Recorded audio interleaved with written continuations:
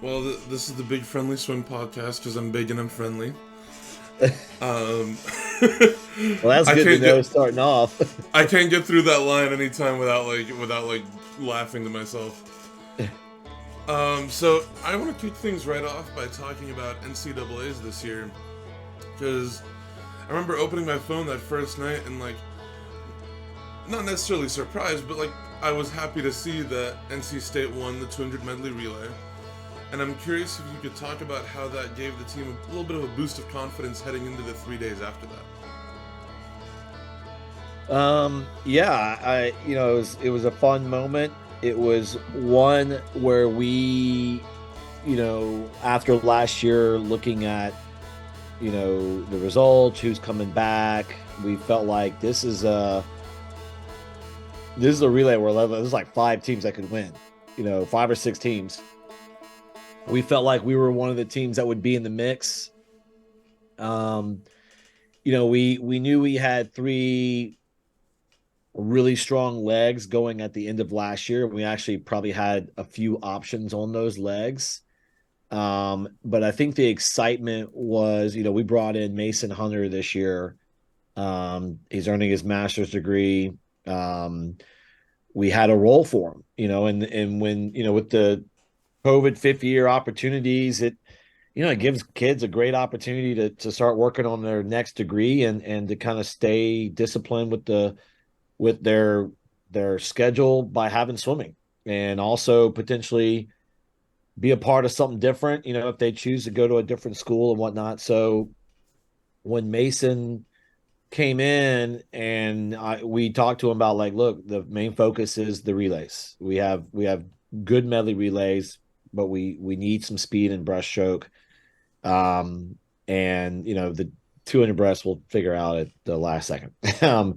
He was excited about that, and then the guys were excited about that because they knew that was the goal. That was the main thing, that Mason's coming here to help those relays. um and we were pretty quick all year with it, so we felt like we had a good chance.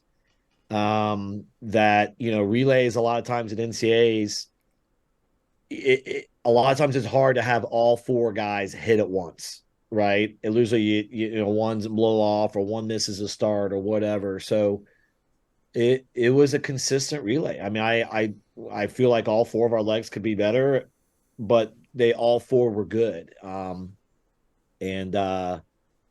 It was fun. I mean, obviously, we had talked about it. We didn't over talk about it, but it's something that we brought up pretty early in the year, and something we would go back to every now and then. So I think the team knew, that, yeah, I mean, it's the first race, so let's give it a go, and let's see if we can get some fireworks right out of the gate started. And I mean, it was fun. It was at one point when I was like, oh my god, I think we can win. I remember looking back, and our guys they were so invested in the moment. I was like, God, they're all gonna pop blood vessels, or they're like, and just feeding off of that was a lot of fun. So sort of building off of that, I think it kind of had like a snowball effect on the team. I guess motivation wise and excitement wise, because the last day of NCAAs, you guys won two individual events and then swept the podium on the mile. And I mean that podium sweep on the mile for Will Gallant and Ross Dan, that was a pretty special one because I remember seeing last year how they wanted to be first and second and how they talked about it. But then honestly, I mean, again, it was a positive surprise, but I was surprised to see Aidan Hayes win the 200 fly. I mean, it was I was happy about it, but so I guess as a coach, what did it mean for you to see the team finish off the meet in that style and end up being fifth and I think 7 points out of third? Yeah, it's funny. We had a pretty good meet. We actually moved back a spot, because the men's meet right now is so competitive with a lot of teams, but this was the closest we've been to third and the closest we've been to first. So we're trying to be like, we moved back to fifth. I'm like, yeah, we did, but we're closer to next steps. When those, I think the history with our team in Minneapolis has been good to us. That pool's been good to us. In 2018, the last day, we had a crazy last day. We won the mile, we won the two fly, and we won the 4 free relay. And I think going to Minnesota, our guys were kind of excited because they remember the last time our men were there. Most of these, there was only one guy on our team this year, Giovanni Izzo, who, he's been here forever, right? Um, he was a freshman that year and he remembers that. And I think that knowing that we were going back to a place where we've been successful and we had a lot of fun and when Anton Ipsen won the mile that year, he took over the race with like a 400 left, and we called it the mile mosh pit because it was just us jumping up and down with excitement because he went, and we knew he was going to win, and so Ross would be like, "Hey, you got enough room for a mosh pit?" I mean, they were excited for the race, and they've been gearing for that race, but it was a lot of excitement. I think they just felt confident with the work they put in. Like, Aiden's a unique individual. He's kind of forced right now to do the 50 free because he's still learning how to handle the double, the 100 fly, 100 back. But I didn't want to put him in that situation because the main focus for him this year was the 200 fly. And he took a big step in the 100 fly. He took a step forward in the 100 back this year, but he didn't even do it. He did it in a time trial at conference just to see where he would be. But so we're trying to train him for multiple events. But so we decided to not overload him before the 200 fly because we felt like this is an event that you can give a go. The men's 100 fly is loaded with so many guys. We're like, this is an event that we think, that you have a chance to win a title. And he was all into it and put a little extra emphasis on it. So we knew going into the last day, we'd have some good looks. So sort of jumping over to the women's side, I guess talking about like the combined program as a whole, generally the trend is a program that has both the men's team and the women's team coached under one person. One team will do very well, like Virginia got first place, and then their men's team wasn't even in the top 10. And then another example of that would be ASU got second on the men's side, but again, their women's team wasn't in the top 10. I mean, there's some outliers to this trend. Like Texas got, I think, second on or third on the men's side and third on the women's side, or second on the women's side. Same thing with Indiana and Florida, that both of their men and women's team were pretty close. But NC State was the only team where both men and women got fifth. It was the highest combined program it was the highest finish for a combined program. So I'm curious if you're even like aware of the trend or like and what your thoughts on it are. It's hard. Although all the coaches out there that lead two programs, it's hard. It's a lot of work. I mean, it's just twice as much. Like it's twice as many personalities and twice as many emotions and twice as much adversity and twice as much of management of people. Um, it obviously has its positives too of teams can motivate each other. Luckily our men have a strong women's program and our women have a strong men's program. So they do support each other in a very positive way. Sometimes it's competitive. I mean, our the highest, I mean, a lot of times people think our men are consistent, 4 whatever we always kind of got, but our men have never been second like the women were in 21. So I think when I don't pay attention too much to trends. I think we do take pride in having two good programs. Um, uh, but I would take the same amount of pride as if I just had one program, right? I mean, so it's just I get to lead two, and I like leading two, and I got a great staff that works with two. But I think if one team's struggling or one team's moving better than the other one, sometimes it's hard to separate the positive movement that you may have with one of the teams. It's a sacrifice. when you show up to a workout and you got, okay, I could coach this group, which I know is going to rock the house, they're trucking, or I could coach this group where they need my attention right now. We got to get things going. You have to be able to take that sacrifice.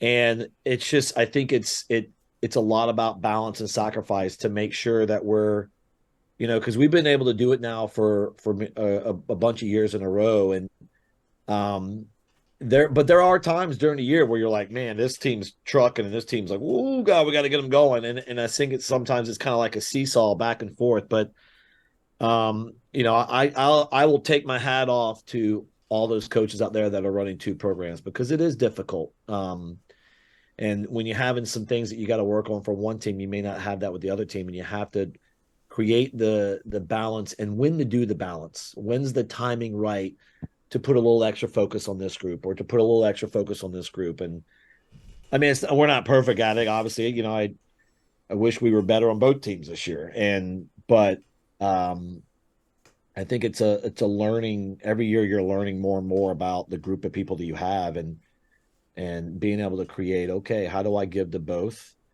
and not feeling like the other team that we're taking away from the other team or where they don't feel they're as important at that moment in time. And so we communicate as a program about that a lot with our teams. Coming from a combined program myself, I've noticed my coaches do a lot of communication of like just because we're putting this group like a little bit more emphasis on this group doesn't mean we don't care about this group. Or like, I mean, for example, this year our men's program is potentially able to win a California state championship for community colleges in the 800 freestyle, or an 800 freestyle relay. But that doesn't mean our coaches aren't putting as much emphasis on like our women's swimmers who are only going to go as far as like conference championships. So I think it's a good way to put it of like just being able to balance it and being able to give focus to the people who can go on and win like a state title or in this case like a national championship, but also people who will only be at like conference championships. So ever since you kind of took up the mantle of head coach at NC State, there's been just kind of a run of success for the team that's only built more and more. I feel like every time there's a conversation about NCAAs, I feel like I always hear NC State at like near the top of the list of like this is going to be a good school that can challenge for a lot of races. So can you sort of describe your mentality as a coach and how you motivate your athletes and like what do you strive to instill in your swimmers that you think has been a catalyst to their success along with their hard work? Good question. Well, I think the first thing is belief. As a staff, no matter what my staff's been, like I mean, I've had, I got a much different staff than I did when I first got here, and it changed a few times, right? I mean, people move on in their careers to do big things, so the message from a belief standpoint has never changed. Like first and foremost, they have to know that we believe. I think as soon as an athlete knows that your coach really believes you can do this or that or whatever, it's going to make it a lot easier for them to believe. So, and a lot of times we focus on make those beliefs absurd sometimes, like the 2 medley relay, make it just, like a Catherine Burkhoff before she went 48 and kind of, people were like, oh my God, now we got girls going, women going 48. Like it was a belief. And luckily I think the culture that we have, that was a belief that she created and she brought to the table. They were like, okay, now I got to get to a point where I believe it can happen. And I think just making sure that they don't lose the sight of dreaming and believing. And then obviously it just makes the training and the steps that you need to take to get there a lot easier, because once they have bought into, I believe I can do this, you're able to use it as motivation so much easier. And they have to be motivated to do it, right? Motivation cannot be coach led if an athlete is not going to partake in that part, right? And so, then I think it's just building on evidence. Like I have a coach on my staff, Brian Barnes, who uses that word all the time: evidence, evidence, evidence. You give them enough things that they see all the time of like, this is why I can do this. the belief starts to become, man, I'm about to make this reality.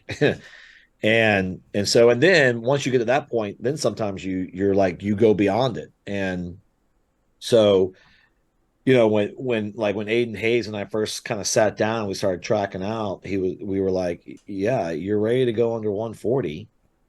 You got to. If you're going to win, you got to go under 140. You got to start to believe that you can go under 140 in March. And then it was just because I had a guy, Andreas Vizayos, who had won the 200 fly a couple times. And so what I did was I pulled some random sets that he did. And I had Aidan, some of them I had him do the exact same set. A lot of times Aidan trains very differently than Andreas did. But I would pick, okay, we're going to do this. And he would know it. And he would be like, I want to know how I compared. And when he starts to see that he was doing stuff quicker, that belief just soared, and he was able to run with it. And so I think it's just making sure that they are sustaining self-motivation, making sure that they're never losing the side of believing in what they can do, and never losing a dream.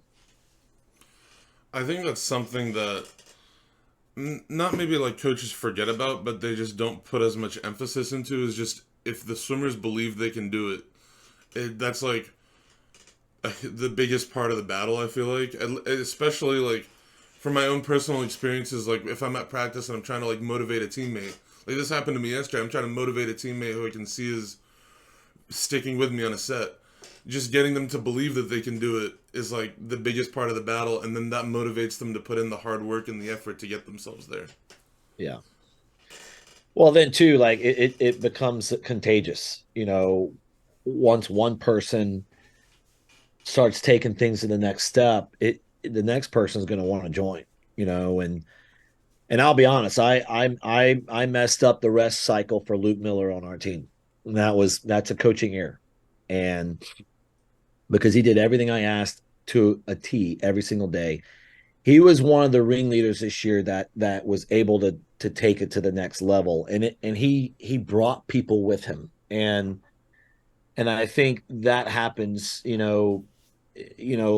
this was the first year that we did not have Sophie Hansen. And it was a great opportunity for our other women breaststrokers. But, once our women saw Heather McLaughlin take the next step, it brought other women with her. And so it's definitely contagious, and something that we got to always, because it's having all that when you're fresh early in the year. Oh, it's easy, right? It's so easy. But when stuff gets hard and you start getting tired, that's when you really got to go back to it and address, okay, what are you dreaming about? Like, if you have a swimming dream, what are you dreaming about? And are you swimming in the sky, or is it like a reality race or whatever? So we just kind of make sure we kind of go back to that, especially when times get tough.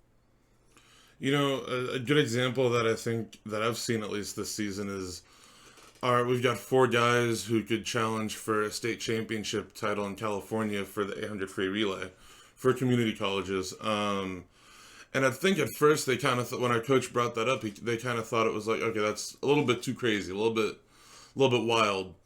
And then at the end of a 3-day meet where we'd been like leaving from the college at like 7 in the morning and getting back at like 10 at night. At the end of a 3-day meet, they broke the school record by 10 seconds, the 800 free relay, and went the number one time in the state. And they kind of realized, oh, okay. They started to buy into it a little bit of like, okay, maybe there's something here, maybe we can do this. And I think it's definitely motivated them because they've been talking about it, they've been swimming fast. So I definitely have seen like firsthand what you're talking about of like a good swim like that, or just one person on that relay believing that it's possible, sort of brings everybody else up, and even like the rest of the team brings them up to be more excited to swim and more excited to see what comes of it.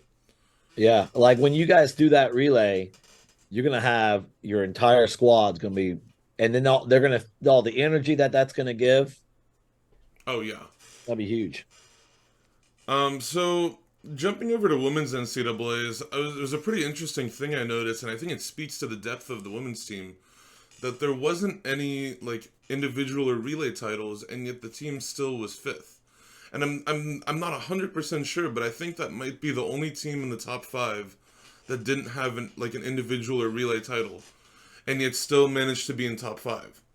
So I'm wondering if you could talk about like the depth of the team and like how you think that was able to even come about. With only there was only three podium finishes, silver in the 100 back, and then in both medley relays. Yeah, I mean, I think at NCAAs the key is A finals, and we potentially had more A finals than we normally had. Maybe we didn't win, we didn't win when Sophie was here and won some breaststrokes, or when we won a couple medley relays or Catherine or whatever. Like this year we had a 400 IM A final. This year our women's 200 freestyle was good. Like we were better in the 800 free relay, which is something that we want to keep getting better at. So I think the key at that meet is honestly how many A files can you get, right? I mean, with a meet that only scores 2 heats at night, it's so different than a conference meet. And you could have one person like that 400 IM when Grace finaled in the 400 IM, and she's guaranteed 11 points. I mean, we probably leapfrog 3 teams just because of that, right? And or a team that gets 3 in the B final, and we were able to put together a good run of A finals, and we were pretty consistent. Our middle day was strong. I mean, 4 IM, 2 free, and then the hundreds of fly back and breasts. It was a strong day for us, and so we just accumulated a bunch of points. But that's the key, is and we talk as teams, how do we get better, and sometimes you don't have to be dramatic about it. It's just like, okay, if you were 2 B finals last year, can you go a B and an A? Or if you were 18th and 19th, can you get to 2 B finals? So I think it's just small stepping stones that if you get 60% of your team to do that, you might score 100 more points. And that's kind of what happened for our women. We were able to move from lower positions last year with the same people. Heather McCausland, 2 years ago made NCAAs, got mono, couldn't go. Then she was here for COVID, right? That year didn't happen. Last year was actually her first NCAAs, and to actually get to participate in. And then this year she shows up and goes an A and a B. And we didn't have any of those individual points last year from Heather. So it was like, boom, all of a sudden, how many teams did we beat because of her points? I mean, I don't know, but that's the key. It almost reminds me of what Cal was able to do a week later, in which it didn't really seem like they had anybody on their team. It was like, this is a guy who's going to win. This is like a Leon Marchand who's going to win 3 individual events and score 60 points. But They just had the depth. They had people making finals. I mean, obviously they had a few national titles too, but they had people making finals and people consistently scoring points. Yep. Just keep adding points. Yeah. So, sort of jumping back to... We're going to go back all the way to like 2008, 2009 here. Back when you were at Virginia Tech, and like people called you like a tenacious recruiter. Like just invested in the team and just a powerhouse recruiter, getting people to go there. And so with that in mind, and the news this week that Daniel Deal would be coming to NC State, I'm curious if you could talk about how like you motivate prospective recruits to feel more comfortable coming to join the team. Trick them. I think,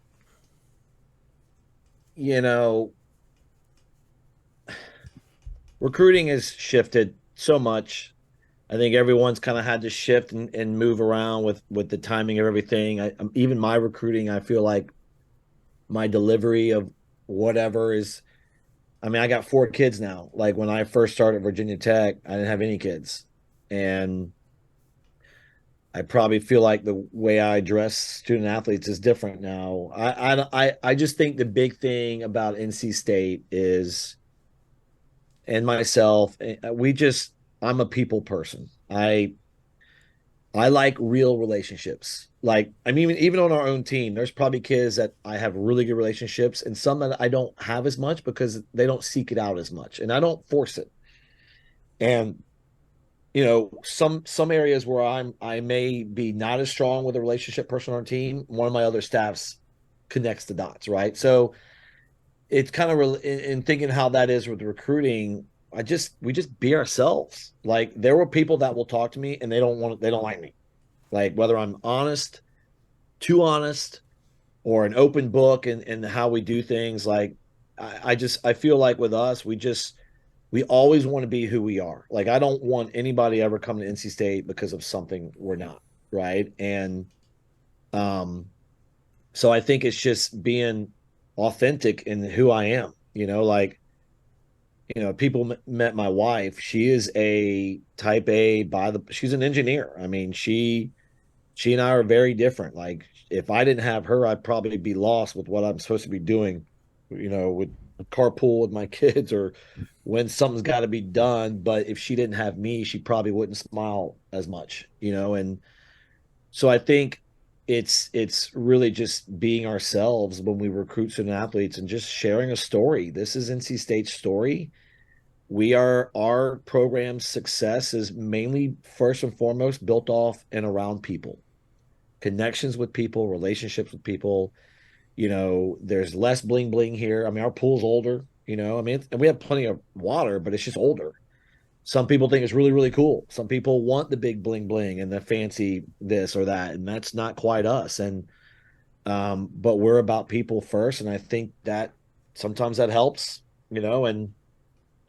and sometimes it doesn't connect, right? So it's really just being who we are. That's probably the best way I can answer that. I think especially for me having already talked to two athletes on the team, I think it almost like speaks for itself, the at least the welcoming nature of the team and how the connections between people like forge those bonds that makes it a positive environment that people want to be around when they come and visit the school. You have what, Uh, Niels and Casper? Nils and David. Oh, and David. Yeah. I Yeah, mean, just unique guys, right? I mean, yeah. just they beat to their own drum, and I want them to beat to their own drum and mature within staying who they are.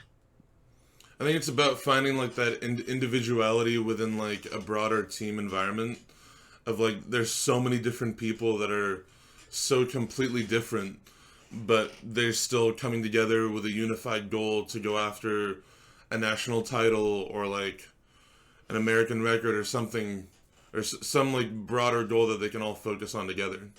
Right. So jumping internationally, I guess. So you've coached on World University Games teams. You've put, I think it was 12 Olympians on like various international teams, and you've even coached like an Olympic gold medalist in Ryan Held.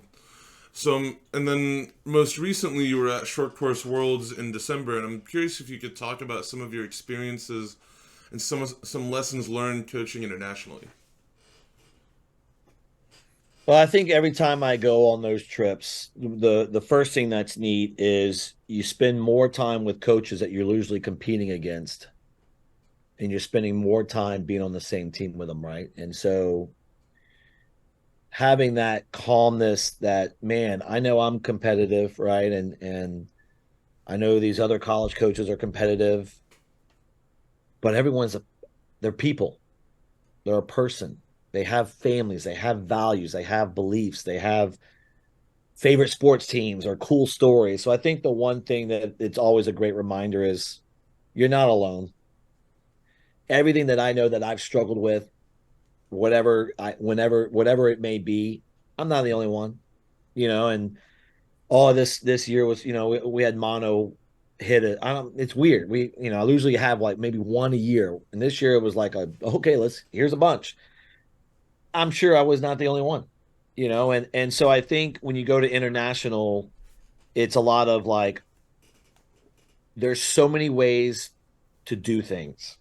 I talked with Dean Boxell a lot and came back with a few different things. And you talk to your own staff, you see things, and it's like, man, personalities are always going to be different, approaches are always going to be different. Just the one thing I always come back with is, man, just keep learning, just keep picking brains and keep observing and never close your book of this is how I do it. I'm always going to do it like this, whatever. Just not being afraid to just talk, share, and learn. Because a lot of those international coaches, man, like Dean Box was an open book. I mean, that guy, it was entertaining talking to him, and he was awesome. And it was a great experience that, we had just met. Like I don't even think he knew who I was. I mean, I knew who he was, but I don't, and so I think it was a really cool process. And that's something that I always cherish when I go on these trips because I know I'm going to come back with another friend, another friend internationally, more ideas, and just more memories, to excite you. I think for me, I can relate to that on a smaller level in that I've just gotten to learn from all these like amazing people and people who like 3 years ago I never even imagined I'd get the chance to talk to just by trying, basically. But I definitely know what you mean of just being able to learn and talk to all these like special people that like you normally would have never gotten the chance to talk to. So I guess my last thing for you is just at the end of every interview, I always give time to the person I'm talking to just promote something of their choice or just talk about something of their choice. So pretty much whatever you want, is your time to talk. Oh, well, in case my wife watches this, shout out to my wife because being a spouse of a coach, whether you're a husband or a wife, is got to be one of the hardest things to deal with. I was gone for 2 weeks for NCAAs. I came back. I actually went down to Louisiana, where I'm from, to give a clinic, which was awesome. So anybody hasn't been in Louisiana, go down there so you can eat the food. The hospitality is awesome. And then I just went to the national team coaches seminar in Colorado. So I guess one thing I would say is everybody out there who coaches and you have a family or you have people that help you through it, take a step back and make sure you love them and you tell them thank you, because my wife, being who she is, allows me to do what I love, and she sacrifices a lot just so I get to do something that I'm happy with. So I've thought a lot about that in the last 2 weeks. So obviously that's the first thing that comes to my mind. Um, but I would say, all the coaches out there, reach out to other coaches, feel free to communicate, pick things up, like watch these podcasts. I mean, I watch them all the time. Brett Hawk does one all the time. It's always fun. You can always pick up something. And I think it's something that our sport has gotten so much better at, that I guess all this computer stuff over the last few decades has allowed that. But I feel like it just used to be closed minded when I was earlier in my coaching career. And I think my mentors out there that I got to coach against or coach with or get to learn with, it's made a huge impact on me in such a positive way that I encourage everyone out there to keep exploring the coach that they want to be and keep pressing onward with that. So, but yeah, that's what I'd say.